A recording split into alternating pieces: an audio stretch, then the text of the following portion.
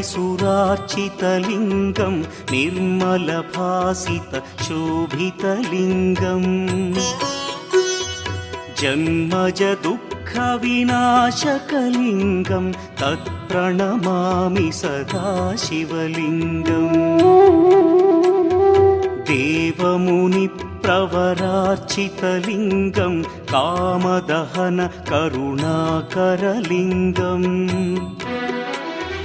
रावणदर्पविनाशकलिङ्गं तत्प्रणमामि सदा शिवलिङ्गम्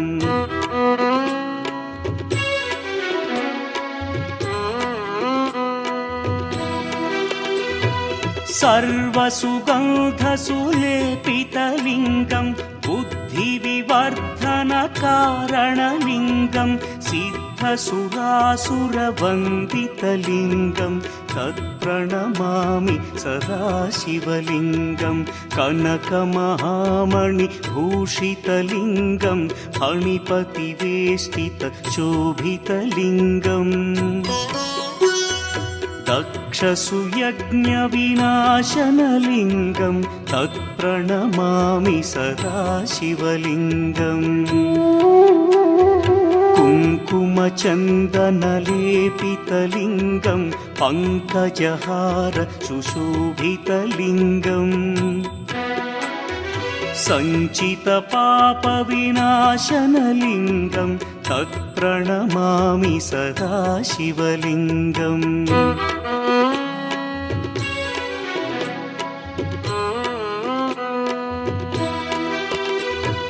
देवगणार्चितसेवितलिङ्गं भावैर्भक्तिभिरेव च लिङ्गं दिनकरकोटिप्रभाकरलिङ्गं तत्प्रणमामि सदा शिवलिङ्गम् अष्टदलोपरिवेष्टितलिङ्गं सर्वसमुद्भवकारणलिङ्गम्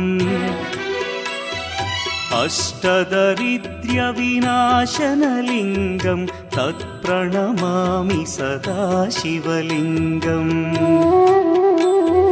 सुरगुरुसुरवरपूजितलिङ्गं सुरवनपुष्पसदार्चितलिङ्गम् परमपदं परमात्मकलिङ्गं तत्प्रणमामि सदा शिवलिङ्गम् लिङ्गाष्टकमिदं पुण्यं यः पठेच्छिवसन्निधौ शिवलोकमवाप्नोति शिवेन सह मोदते।